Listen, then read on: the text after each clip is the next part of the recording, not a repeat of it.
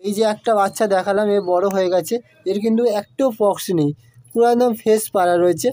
এবার পক্স থাকলে কত কষ্ট হয় পায়রার তো জানেন, বুঝতে পারছেন যারা পায়রা পোষেন, অনেকেরই জানা আছে পক্স হলে কত কষ্ট। এই যেরকম কত সুন্দর খাচ্ছে, এরও কিন্তু কোনো পক্স নেই। হ্যালো ফ্রেন্ডস, ব্যারাকপুর পিজন লাভারের পক্ষ থেকে আবার নতুন ভিডিও নিয়ে চলে এলাম। আমি সোমনাথ। আর আজকে যে বিষয়টা নিয়ে আমি আলোচনা করব, পায়রার পক্স হয় কেন, বাচ্চা পায়রার পক্স হয় কেন, সেই বিষয়ে তোমাদের আমি আলোচনা করব।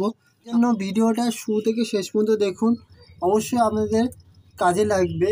আর অনেকেরই জানে, অনেকেরই জানে না, বা যারা যারা নতুন পায়রা পুষছেন তারা অনেকেই জানে না পায়রার পক্স হয় কেন, আর পক্স হলে সেটা কী করবে, সেটা আজকে আমি আপনাদেরকে ভালোভাবে আজকে আমি বুঝিয়ে দেবো, বা আমার পায়রা থেকে আমি দেখিয়ে আমি ভালো করে বুঝিয়ে দেবো। তাই জন্য ভিডিওটা শুরু থেকে শেষ পর্যন্ত দেখতে হবে। আর যারা চ্যানেলটা নতুন দেখছেন তারা চ্যানেলটাকে প্লিজ সাবস্ক্রাইব করে দেবেন, বেল আইকন দিয়ে দেবেন, যাতে পরবর্তী ভিডিও ছাড়ার সঙ্গে সঙ্গে নোটিফিকেশন পৌঁছে যায়। চলুন তাহলে আর বেশি না কথা বাড়িয়ে আমি ভিডিওটা কন্টিনিউ করছি, আপনারা এক এক করে দেখতে থাকুন। হ্যালো ফ্রেন্ডস, আজকে আমি যে বিষয়ে আলোচনা করব হচ্ছে যে পায়রার পক্স হয় কেন, বাচ্চা পায়রার পক্স হয় কেন, সে বিষয়ে আজকে আমি আলোচনা করব। প্রথম আমি আমার একটা বাচ্চা পায়রা দিয়ে, আমি বড় একটা বাচ্চা পায়রা দিয়ে আমি দেখাচ্ছি তোমাদেরকে, তারপরে আমি পুরো প্রসেসটা আমি বলছি কেন হয়, কী কারণে হয়, সেটা আমি আজকে তোমাদেরকে বলবো। প্রথমে এই দেখুন, এই যে এটা কিন্তু আমার বাড়ির বাচ্চা পায়রা, এর বেশি দেখলেই বুঝতে পারবেন। এই দেখুন পা দেখুন চলে গেল,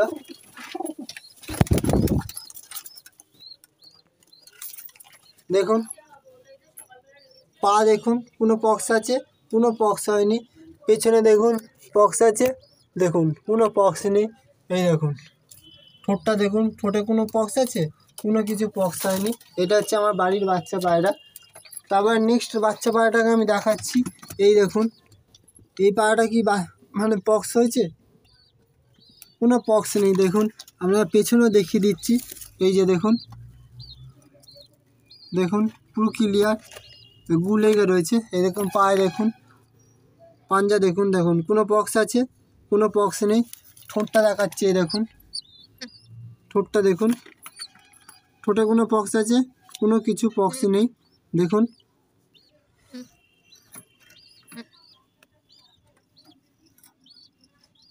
দেখুন কোনো পক্স নেই। এ খাওয়াচ্ছে বলে মুখে লাল রয়েছে, পুরো একদম ফ্রেশ পায়রা রয়েছে।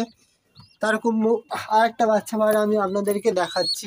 এই দেখুন, এই বাচ্চা পায়রাগুলো দেখুন, বাচ্চাগুলো পক্স আছে, কোনো পক্স নেই। দেখুন পুরো ফ্রেশ পায়রা রয়েছে। এটা প্রথম আমার বাড়ির বাচ্চা উঠেছে, তারপরে এইগুলো সব আস্তে আস্তে যেগুলো দেখালাম সেইগুলো বাড়ির বাচ্চা উঠছে। একটা পক্স আছে, একটা পায়রার পক্স নেই। আমার পায়রার, আমার লফটেরে পায়রার পক্স নেই কেন, সেটা আজকে আমি আপনাদেরকে বলছি। কারণটা হচ্ছে যে আমার লফটে মশা নেই বলে আমার পায়রার পক্স নেই। কারণটা কি হচ্ছে যে, এই দেখুন আমি মশারি টাঙিয়ে দিয়ে দিয়েছি, মশারি টাঙিয়ে দিয়েছি। দেখুন পেছনে কিন্তু এইটা পুরো একদম লফট আমার, এই যে এইটা রয়েছে খোপটার পেছনেও মশারি টাঙা রয়েছে, সাইডেও মশারি দিয়ে দিচ্ছি, এই সাইডেও মশারি দিচ্ছি। তারপরে মশা আমি ধূপ জ্বালিয়ে মশাগুলোকে বার করে দেবো, দিয়ে তারপরে আমি এই মশারিটা সামনের দিক দিয়ে ফেলে দেবো, যাতে কোনো মশা বাচ্চাগুলোকে না কামড়াতে পারে। বা মশা যখন মানে পায়রাগুলোকে কামড়বে, সে তার কামড় থেকে পায়রার পক্স হয়। পায়রার পক্স হয় কেন, পায়রার পক্স হচ্ছে মশা কামড়ে, পোকামাকড় কামড়ালে পক্স হয়। বেসিক্যালি হচ্ছে মশা কামড়ালে পায়রার পক্স হয়। আর আমার কেন পায়রার হলো, আমার লফটেরই বাচ্চা পায়রা কেন পক্স হয় না, এই কারণে আমি মশারি দিয়ে পুরো লফটটাকে আমি ঘিরে দিই, যাতে মশা ভিতরে না ঢুকতে পারে। তারপরে আমি দিনের বেলা আবার মেডিসিন আছে পক্স হলে, সেটা কারোর যদি হয়ে থাকে তাহলে আমাকে বলবেন, তাহলে আমি পক্সের কিছু ওষুধ আমি আপনাদেরকে বলে দেবো। আর আমি ভেটেরিনারি ওষুধ দোকান থেকে আমি বেশিরভাগ ওষুধ কিনে নিয়ে আসি, বলে ওষুধ কিনে নিই। তাহলে বুঝতে পারছেন, আপনারা বেস্ট করবেন যে বাড়ির যদি খোপ আছে, খোপটা কী করবেন, মশারি দিয়ে ঘিরে দেবেন, যাতে মশা যেন না ঢুকতে পারে। দেখুন আমি কিন্তু আমার বাড়ির বাচ্চাগুলোকে আমি দেখাচ্ছি। দেখুন এই যে একটা বাচ্চা দেখালাম, এ বড় হয়ে গেছে, এর কিন্তু একটু পক্স নেই, পুরো একদম ফেস পায়রা রয়েছে। এবার পক্স থাকলে কত কষ্ট হয় পায়রা তো জানেন, বুঝতে পারছেন যারা পায়রা পোষেন, অনেকেরই জানা আছে পক্স হলে কত কষ্ট। এই যেরকম কত সুন্দর খাচ্ছে, এরও কিন্তু কোনো পক্স নেই। দেখুন দেখলেই বুঝতে পারবেন আমরা। আর এই যে আমি সামনে একদম মশারি দিয়ে পুরো খাটিয়ে রেখে দিয়েছি। এবার একটু পরে আমি পায়রাগুলোকে তুলবো, মানে ঢাকনা দিয়ে দেবো, ঢাকা দিয়ে দেবো, যাতে মশাগুলো না কামড়ায়। দেখুন মশা আছে, খুব কম আছে, নেই না কেন, আছে খুব কম মশা আছে। আমি যেটুকুনি আছে পুরো তাড়িয়ে দেবো ধূপ দিয়ে, তারপরে আমি ঢেকে দেবো।